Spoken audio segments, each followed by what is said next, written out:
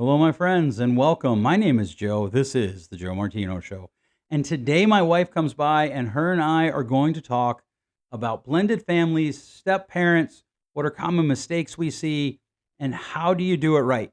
And if you're married and to the same person your whole life and you're not in a step parent situation, but you have kids, the principles we're talking about today are the same and they're going to apply to you too. So you might enjoy the show too. All right, let's kick it off. This is the Joe Martino Show. All right. Hello, my friends. Welcome back. I hope your week is going well wherever your week is. If you've been listening the last few weeks, my wife has joined me. She's going to be a regular guest on the show. And if you missed her introduction, it is August 4th, where we talk about parental estrangement. Of course, last week we talked about getting ready for the school year. And today we're going to stick with the parenting theme. And we're going to talk about what is the role of the step parent, what's realistic. You talk about blended families. I believe Michigan is now in one of the states where remarriages exceed first marriages. And I also believe that, and this would track with that divorces outnumber marriages in any given year. I don't know that for fact, so if you can fact check me on that, have fun. I do want to take a moment, though, and remind you that you can catch this podcast a number of different ways. First of all, you can catch it in your favorite podcast player. You can catch it on SoundCloud.com. Search The Joe Martino Show. You can listen to it on my website, joemartino.com. And you can also find it on YouTube. I have to be honest with you. I find the most comments happen on YouTube, and the most people are triggered on YouTube by things that I think are pretty obnoxious. Right now, there is a war going on between two people over my statement that if everything's toxic, nothing's toxic. All right, Erica. So this is something you deal with more than me, probably, I think. I don't know. But certainly, let's just jump in. Where do you see step parents? What's that role look like? I know it is a number one stressor for a lot of blended families. Let's talk about that. Before we jump in, can I talk to you how I feel ignored this morning by you? Do you want to ask me why? Go ahead. Why do you feel ignored by me? Because I wore. Oh, I saw it. Look, I am going to sprout Cleveland today for this podcast. I thought maybe you were just wearing trash man's clothes. Joseph. Yeah. No, this is just to represent my people while we talk. Your people? My people, yeah. You know what? Maybe I'll send Michael. That's the guy who stitches all this together for us. Maybe I'll send him all the pictures of you in Yankees gear and Michigan gear. That's when I have... Okay, Erica. Anyhow. Okay, back to step topic. Parents, before our kids get a step parent. No, I'm just kidding. I'm just kidding. You shouldn't joke about that stuff. You should not. This is why when I do the shows individually, I write the script out. I don't write the script out, but I do write notes out, and it is one of the things that I'm most concerned about with us just kind of having the conversation. Well, I do have an outline, but yeah, go ahead. I think we would be boring if we stuck to too much of an outline. It's not really our personality. Anyway. Of all the things that people have ever accused us of, I don't think boring is one of them. I mean, there's somebody out there. They might comment. Well, if you think we're boring, I want to know how much time you spent with us. All right, go ahead. Back to topic. Step parents. Yes, I probably deal with this. Probably 90% of my caseload, I would say, is dealing with step parents. And it's one of the things that I constantly run into that I preach nonstop is you have to remember you fell in love with this person because they wooed you, dated you, pursued you, spent time with you. Then all of a sudden you're like, oh, hey, little Sally and Jim, I want you to meet Rebecca. We're going to get married. And guess what they didn't get to do? They didn't get to be pursued and wooed and get to hear your story and have this connection. So all of a sudden you're walking into their life and you're like, oh, I'm going to come in and fix everything now because your dad, he has done everything wrong with you. And he lets you get by with everything. And he's too easy on you. So I'm going to now overcompensate with that. I mean, that is a problem that happens even in couples that are married, right? Where if I am too lenient with the kids, your temptation is to overcompensate. The thing I tell people is, and maybe at some point in the episode, we should back out a little bit and talk about like the process from, okay, you're divorced, now you're dating, now you're serious, now you're married. Mm-hmm. I have step parents tell me, well, I love those kids like they're my own. I have really bad news. The vast majority of them do not love you like you're their own. Now, that may come over time, But you need to see this step parent from the kid's point of view. The person who created them now sees them every other weekend and once on Wednesday night or whatever the arrangement is, 2, 2, 4, whatever, right? And they love him or her like their own. I'll never forget the story. I was talking to a therapist, and the therapist was talking to a young man who was probably about 10. And the 10-year-old talked about how much he actually loved his mom's new husband. And then the therapist said, well, if you could wish for anything, this is a pretty common therapy question in early sessions. If you could wish for anything and it happened and tomorrow morning you woke up, what would your life look like? He said, well, my mom and dad would be back together. And the therapist accurately pointed out, well, that means you and your stepdad wouldn't be. He's like, oh man, I never thought about that. Right? Like even when it's good and the kid really likes the step parent, they still want their unit together. Because here's the thing, I do not care what gets peddled in society today. We were never meant to just use families like grocery stores and break them up. And I realize that that's an oversimplification a little bit, but we were never meant to be married, divorced, remarried, divorced, remarried. We just weren't. Now, it happens. It's part of reality. I'm a big fan of you have to brutally accept what is, but the kids didn't experience it the same way you did, and you have to see it from their perspective. I agree. Most of the kids I sit with, they'll break down and they'll cry. Like they just want their family together. Right. And I will be honest, I think a lot of blended families do a horrible job allowing grief and realizing that while you're like, oh, I'm so glad to be away from that, fill in the blank. Sure. Your kids often do not feel that way. And they will now go through grief. In grief, there is no time frame for it. And it can last years that they will mourn what they didn't have. And also, parents, you're not the ones going back and forth. I mean, imagine your life being disrupted every few days. Like, I don't know about other states. Michigan loves the 2225 schedule. That could be another whole podcast in my view of that.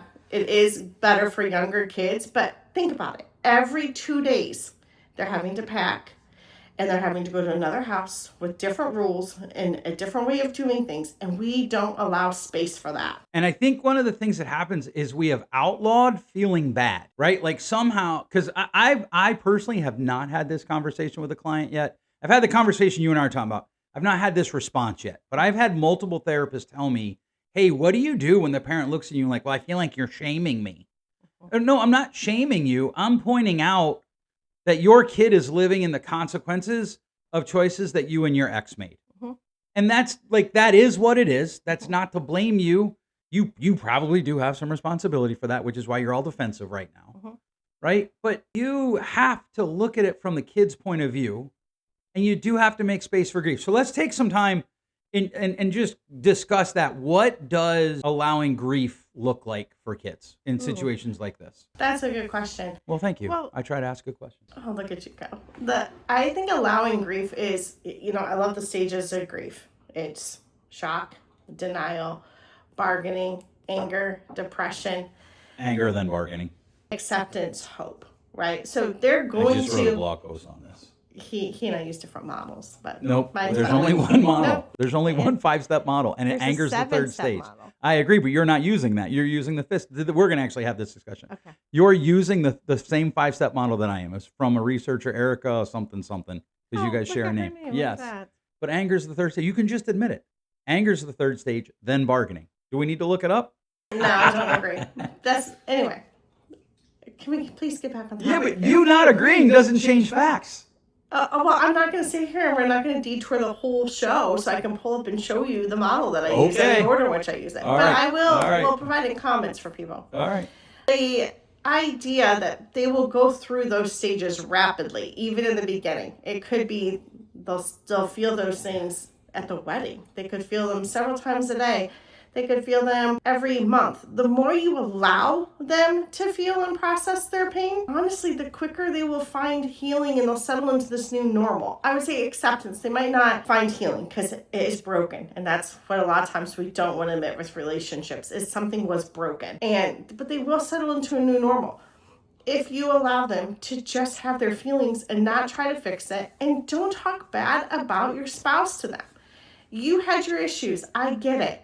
But the kids don't need to be brought into it. It doesn't help. It's not going to bring them to your side. We call it alienation in family law, and it doesn't go well for you. So Don't do it. Right. And I agree with that. I think one of the things I talk to clients a lot about is on my whiteboard, I will draw 5 mountaintops and I'll write shock, denial, anger, bargaining, acceptance. Right. And in fact, I have it right here on my computer, not for these show notes, but still, sorry, shock, denial, anger, bargaining, depression, acceptance. And I think that's the one that parents kind of get tripped up on is the depression of the kid. Like their life's so good, they're playing sports, we drive nice cars, they go to school, they got all the things, but there's still something broken, and you need to make as much space for that as you can. And a lot of times it's going to come out in sideways behaviors. And this is one of the reasons I'm on record of beating this drum. I don't believe in negative consequences that are artificial too often, right? Like, and I know that's a very vague term, but what I want to see is just sit with them. And like, it is okay to say to them, I know you miss your dad. I know you miss your mom, right? Like, it's just okay. And inside you can be thinking, like, I wouldn't want him to die, but I wouldn't care if he got a disease where every time he had to go to the bathroom, it hurt for the rest of his life, right? Like those two things can exist because you're the adult. So in order to make good space for your children to grieve, right, and to do that well, I think the first thing you have to do is you have to accept that they experienced the situation differently than you. Yes. Then I think one of the things you have to do is you have to recognize that they're going to go through the stages of grief differently than you. So back to the drawing, I draw those 5 mountains. And then I talk about the cycle that you just talked about, like a tumbleweed blowing across those 5 mountains. And you could go through all 5 stages in 8 minutes and still be in shock and denial because it happens over time. And so it's good for parents to recognize that for themselves, but it's also good to recognize that for their kids because their kids might be having a great time with Steve, right? You went to a baseball game and watched the Tigers AAA team play at Comerica Park, and it was awesome. And then the next day, Steve and your kid are fighting. That's normal. Well, and the emotional security isn't there with the other parent. Correct. And yes, we have to give space for that too. Kids will often act up. They will turn on the step parent because they're trying to figure out if they're safe with you. If you love them no matter what, like you say you Well, do. they should believe that because I married their mom. That's the dumbest argument I hear. I want to throw things at people when they say that. I'm not going to lie. Violence is never an answer. But sometimes it's a wonderful alternative. If you can't tell, that's a long-time family joke at our house. Well, you cleaned it up. I was impressed. Thank you. Thank you. One of the things that, when you talk to people about like what you were just talking about, emotional security, I think one of the things they have to recognize is that their kids are at an emotional security deficit. Because it doesn't matter how much you tell your kids our divorce had nothing to do with you. Somewhere in their head, there's a voice screaming that it had everything to do with them. And so they're at emotional security deficit. And for those of you who are new to the show, if you go all the way back, I think to episode 001, it talks about what is emotional security. It is in my book, What is Emotional Security? You and I have a How to Raise the Emotionally Secure Child book outlined, and we'll someday here soon start writing. But one of how you can't make someone feel emotionally secure. You can cultivate ground for them. And how you do that is you make sure that they can say, yes, I am heard, I am valued, and I am safe to share emotionally. And it is the first and the third one where parents just lose because they don't hear their kids. I'm the dad. Do what I say. I'm the mother. After all I've ever done for you, like they just don't hear them.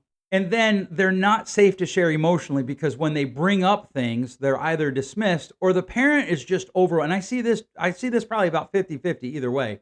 The parent's overwhelmed and then they're like, well, I don't know how to help you. So they shut it down, right? Or if the kid is depressed, which is one of the stages of grief, oh, we got to get him on medicine. We got to get him on medicine. He's got to go see a psychologist. There's something wrong with him. Nope, he's just living life in the world that somebody else created for him. And give them space that they might not ever like it. Yes. But they will learn to adjust. Yes. But don't demand that they like this space they're living in. It's not how it was meant to be. We're back to, and I use this illustration a lot, but the neighbor test. If the guy that you just married as your second husband, the woman you just married as your second husband, was your neighbor and not your new love of a lifetime, right? And let's be honest, there are some people that get married 7-8 times and they find the love of a lifetime every time. And they put it on Facebook. That's the part that I love. Right? Me too. But so if they were just your neighbor you got a decent chance your kids wouldn't like them, right? True. And the only thing that changed is now they moved into your kid's house and they're bossing them around. They're disciplining them. They're telling them what to do in contentious situations. They're telling them to do things that are opposite of what their birth mother or father is telling them to do. And the kid is caught. So we want to make sure that we make space for them to grieve. We make sure that they're heard, valued, and safe. So what is the role that the step parent plays specifically to do that well? In your opinion, you got a step parent sitting on your couch. They're telling you, I don't know what I'm doing. And so we're just going to skip a few weeks, because most step parents walk in, and let's be honest, it's not that they don't know what they're doing. It's that the kids are wrong and the person that they married is wrong. And if everybody would just listen to them, the world would get better. But let's just say that they've already seen the awareness that they're not quite sure what they're doing. And they want you to tell them, how do I be a good step parent? Give them 2 or 3 practical steps. Well, I ironically give this advice multiple times a day during the week. That's why I asked. And I say, you need to step back, and you are not the discipline. You should not be the disciplinarian. All the research backs this up. This is just not an Erica Martino opinion here. As I have learned to become a child custody evaluator, I have also sat under many people in the field, and they say the same thing. Like, your role is not the disciplinarian. Your role is to create a safe environment for these kids to share, to feel safe, and to feel valued. Let me tell you something. They are going to remind you of the ex, whose ever ex it might be. And I hear this one every day also. And I say the same thing back. I literally actually sit on my couch and I use a filter in my head. And I don't always say what I'm thinking, but I'm going to say it here. You know what? My kids do the same thing. It's not because they're like your ex. It's called genetics. Jim, it's called genetics. It's called adolescent or child development. Right. I watched Joey do things that I've never taught him to do that are exactly like last night. He couldn't find his wallet. Tore my truck apart looking for it. I said, I don't think it's there. Tore your car apart looking for it. And then, like, all of a sudden, when I told him that I had ordered the thing he wanted from Amazon, he was like, okay, I think it might be at the office. I'll look there Monday. I can be that way if I find it. Yeah, right, exactly. It's genetics. But sometimes it's not even genetics, to my point. I think sometimes it's just development. And my kids will do it just like your kids doing it. It's not because I don't have an ex in my life. It's just how kids act sometimes. And I thought you were saying the behavior that reminds them.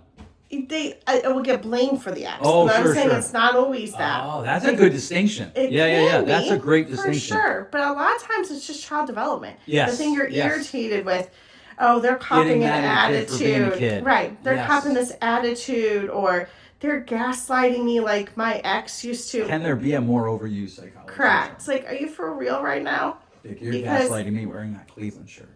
I'm showing you love. I'm trying to condition you to choose the right team. Yeah.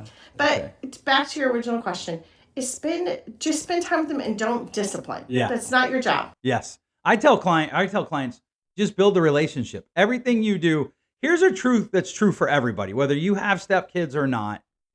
Here's something that's true for everybody. What you do either builds the relationship or it moves the relationship towards the negative. Mm-hmm. There's no in between. Now, sometimes you have to do things that in the moment move the relationship to the negative.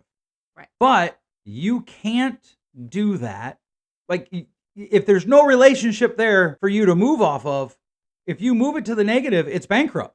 Because there are times, and I'm going to acknowledge there's times that the biological parent, for sake of analogy, we'll call, is not present. And they are with the step parent. And the step parent does have to enforce a boundary or enforce a rule. But to me, that's different than issuing a consequence. That is not your job. It will not create healthy. You can disagree with me all day long. It will bankrupt the relationship. If there's a consequence that needs to be given, you simply say, hey, Johnny, when your dad gets home, I'm going to have to talk to him about how you were treating the family. Right. And when your husband gets home, you talk to him about how Johnny was treating the family. Delay. Yes. And then you let him decide, because he has a relationship with Johnny from day one that you do not have. Yes. And he might handle Johnny softer. He might handle Johnny differently than you handled your kids. And that is okay. You have to give that space to allow him, since he has the equity in the relationship, to handle Johnny how he sees fit. Now, does that mean you might not agree on parenting? That's a whole different conversation, and you might want to have those conversations on like how you handle the kids. That one of the biggest things I run into is like, well, I want to treat all of our kids the same. That's dumb. Because they're all, I don't treat all my kids the same, and we have biologically created them. You treat, everyone is created differently. They are created differently, and they're treated differently. Because what might work for one kid isn't going to work for the other. Yes. Our middle daughter, I hardly ever remember giving her even a consequence, because you would just say to her, like, Cadence, I can't believe you did that. And she would just start crying, and it was sincere. She would just break down sobbing, and she'd hug me, and she's like, Mommy, I'm so sorry I did that. Yeah, the other two would quadruple down because they're like their mama. Like their mama. Yeah. Yeah, the other two. If my mom were here, she would tell you what a great child I was.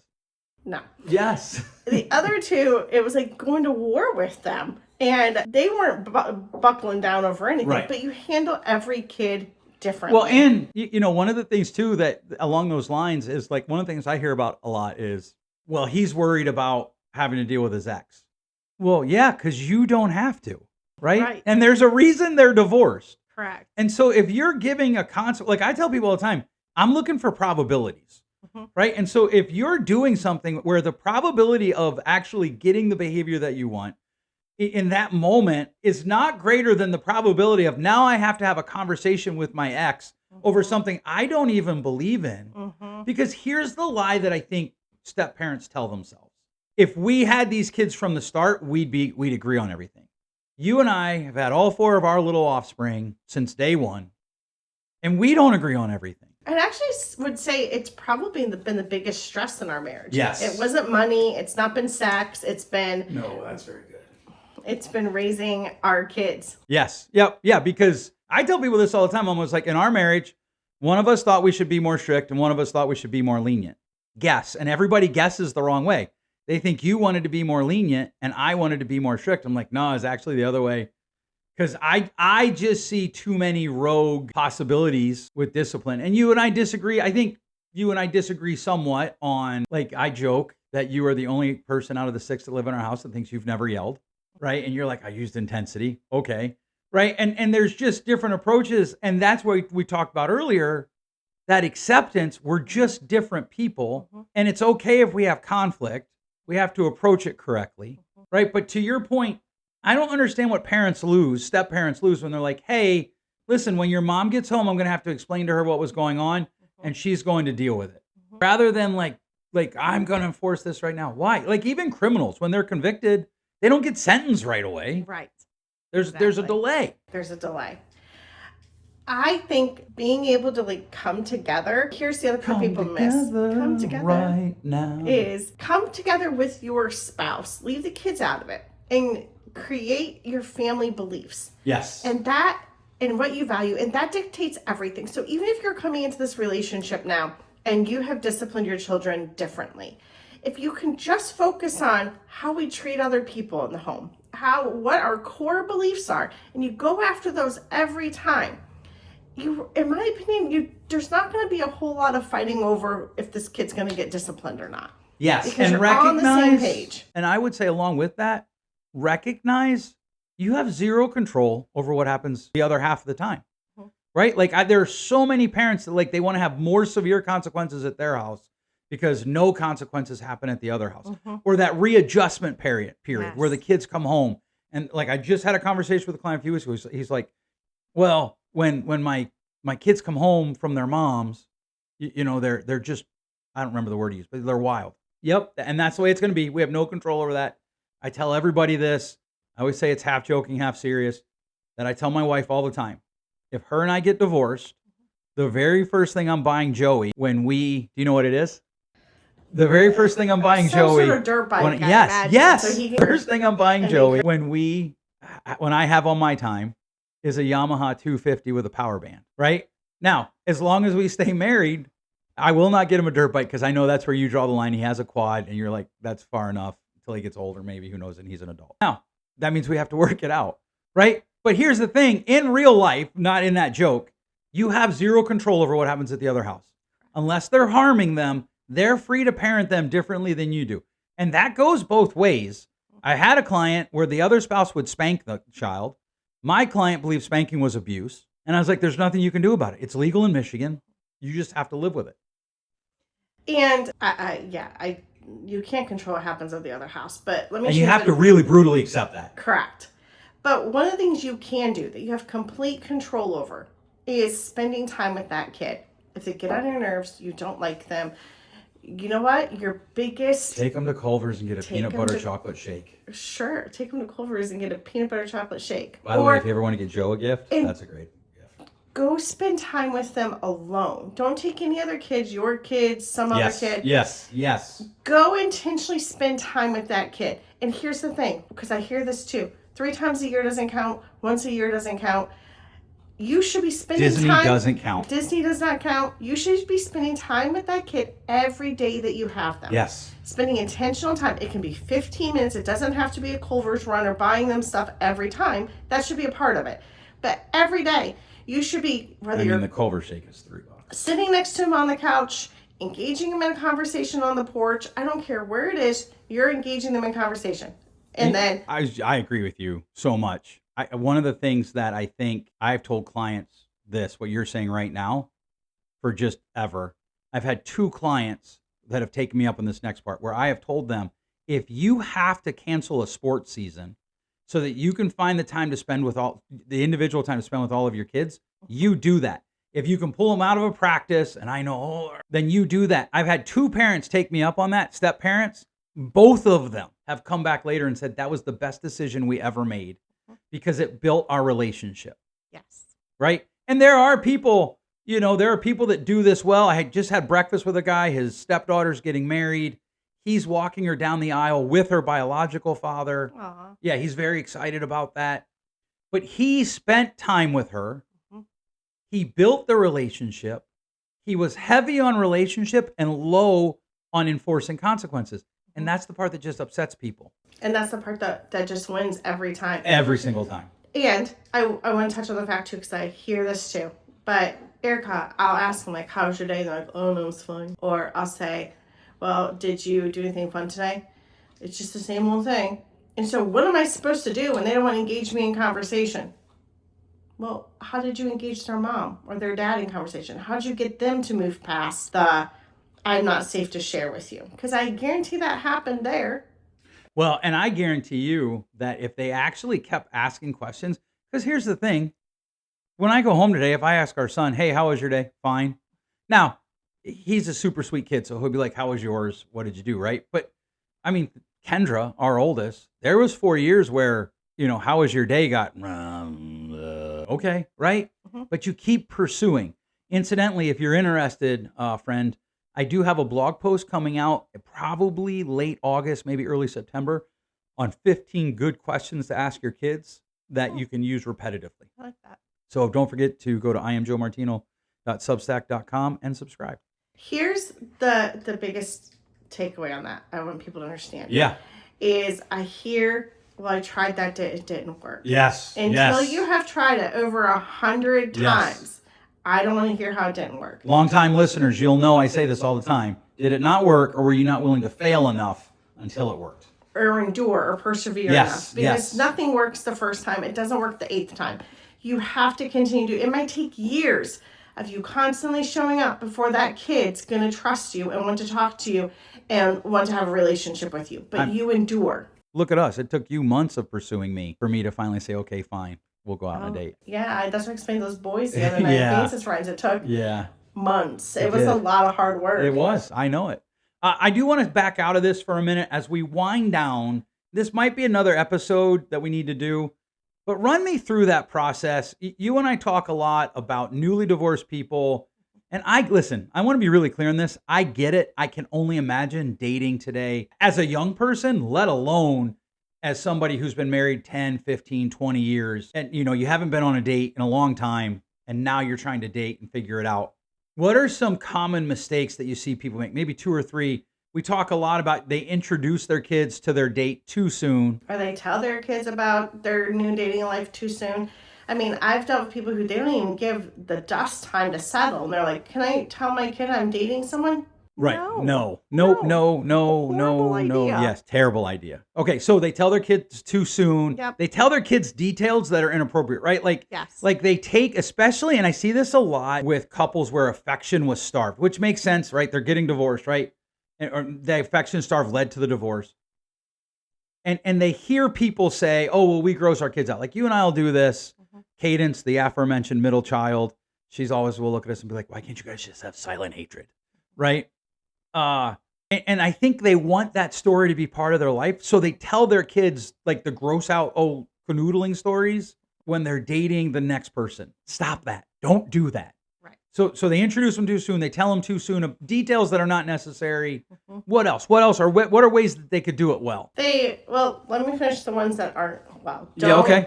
Don't start talking about the person you're dating. It's not appropriate. Your kid doesn't need to know about it. Don't introduce them too soon. That's great point. We'll get into when you can. Don't introduce too soon. And then don't expect that relationship to be there overnight.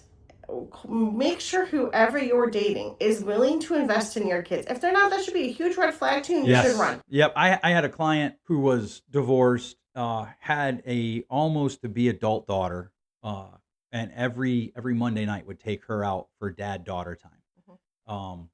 And they'd go to like get wings somewhere. And he had a new girlfriend. They were supposed to go out at 9:00 because Monday nights wasn't actually his night. She was old enough, and the ex didn't care if she went to dinner with him, right? Because she could drive herself and all that. Well, something serious happened in the daughter's life, and so the conversation went long. And his girlfriend, who introduced him to the idea of defone, had to sit and wait for him. And she went off and she's like, "You are not to take your daughter out again on a Monday night."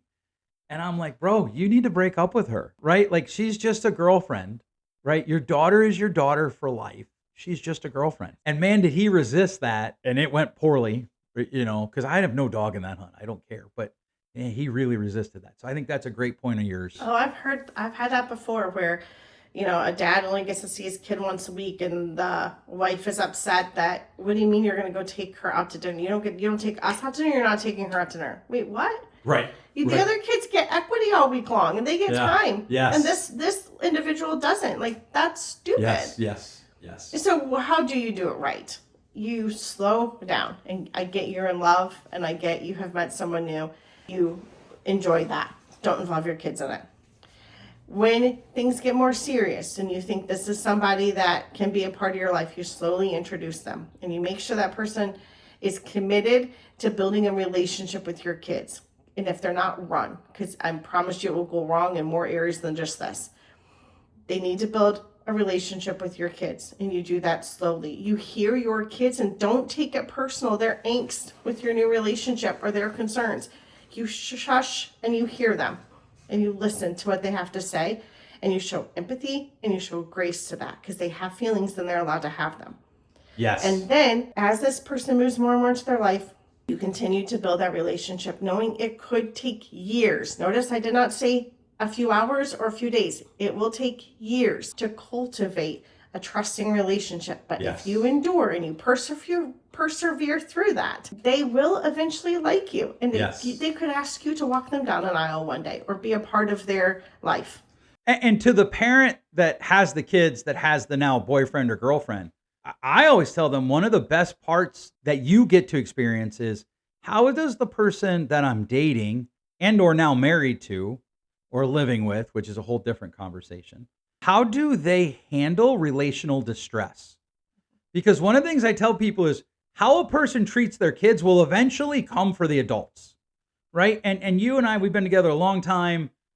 We've had really great years. We've had some really hard years.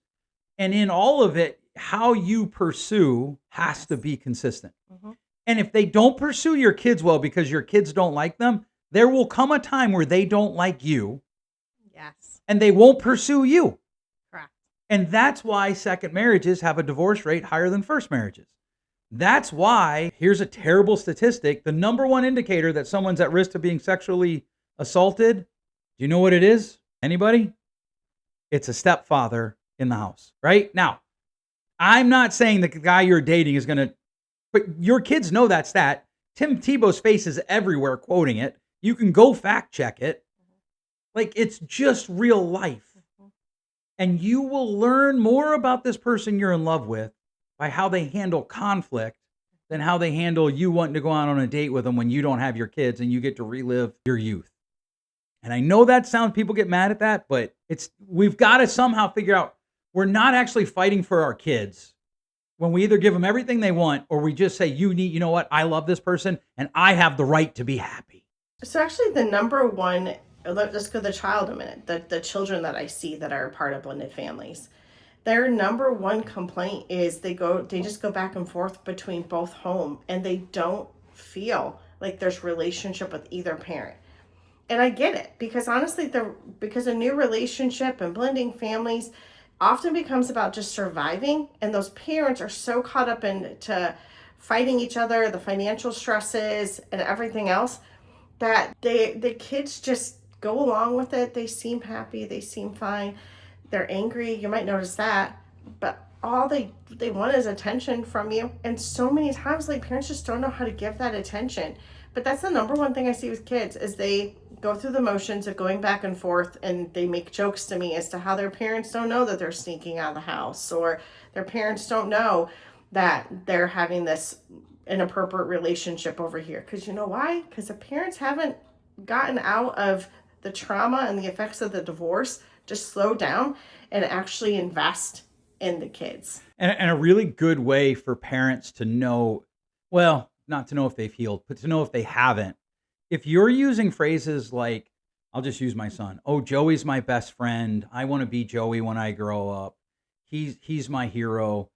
Unless he's really overcome something, you probably have some emotional wounds that you need to heal that is probably negatively affecting your parenting. And listen, I want to be really clear on this. Our conversation today isn't in any way to shame parents or to make you know how I feel about that, long-term listeners, this phrase, make you feel bad. I don't want you to feel bad. I want you to recognize and be okay with admitting that, look, here's the thing about parenting. We're all going to get it wrong. We're all going to have situations in parenting where it doesn't go the way we want it to. We're all going to do things we regret. You and I talk about this regularly. We look back. There's some things you regret that I don't regret. There's some things I regret that you don't regret. That's life. But if you're listening to this, you can make changes and you can do it differently. And the other thing is, I think that sometimes people think in their head that they have to have this TikTok, YouTube ready family. And if it's hard, it's wrong. And that's not accurate either. If you're a blended family, it's going to be hard. Because if you're not a blended family, it's going to be hard. Because if you're not a blended family, it's hard. Yes, 100%. But sometimes I feel like blended families get so caught up that they're the only ones that experience the hard and the difference. Yes, absolutely. And one more thing that I see that is detrimental to any family is when you kick the kid out or you threaten the kid they're just going to go live with the other parent if they don't do A, B, or C. That is not creating emotional security. And it will hurt you long term. Yes. That kid has to know they're safe. Yes. They might do everything they can to try to ruin your relationship, to try to push you away, because you know what they're trying to do? They're trying to see if you're safe and if you love them. You just left their parent.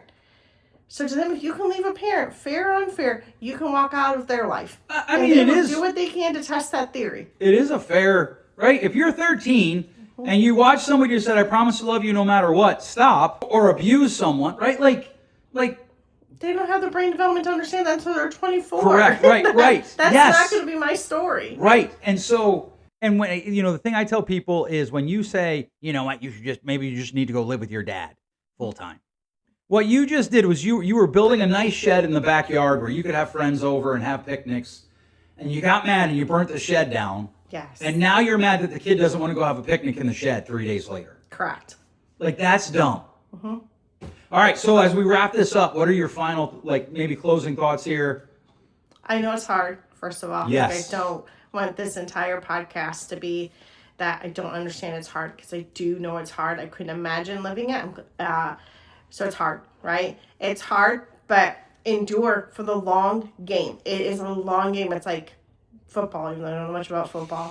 Clearly, you're a Cleveland fan. It's a long game. So if you think you've played a short game, and that you have already determined the outcome of if you've won or lost, you're wrong. It's the long game where you decide if you win or lose. And I'm talking over the age of 18. So you're going to just keep playing And I promise you, if you stay in the game, you'll have good outcomes. It's when you quit that you have bad outcomes. I tell people that the approach is different, but the principles are the same, right? Like you and I are playing the long game with Joey. We're playing the long game with our girls.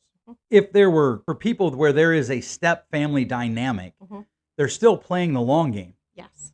The approach is different because there's different relationship there. Right. And yes, it is hard, but the fact that it's hard, I always tell people hard is nothing. Like it just means it's hard. That's irrelevant. If you want to get remarried, it's going to be hard. And the fact that that's hard is irrelevant. Now, what that doesn't mean then is that you're failing or even that you're doing it right. It just means that it's hard. Right. And you have to have an objective standard outside of that, which what I'm advocating for today in this show is that objective standard is, are you building the relationship in everything that you're doing? So spend time with your stepkids daily. That's Yes. what I want you to walk away And with. it doesn't If have to you're be a not half hour. doing that, you are failing. Yes. And that's the one area you could quickly turn this whole ship around is, and I hear all the time, but Eric, I don't even know if I have time for that. If you have time to sit and scroll your phone for 15 minutes, that's all I'm asking you to do. You have time to spend 15 minutes with that kid one-on-one. Yes. People do what they want to do when they want to do it. Period. All right. Thanks so much for listening. We'll catch you next week. Thanks for listening. If you enjoyed today's show, please share with a friend. And hey, give us that rating in your podcast store. Until next time, change possible.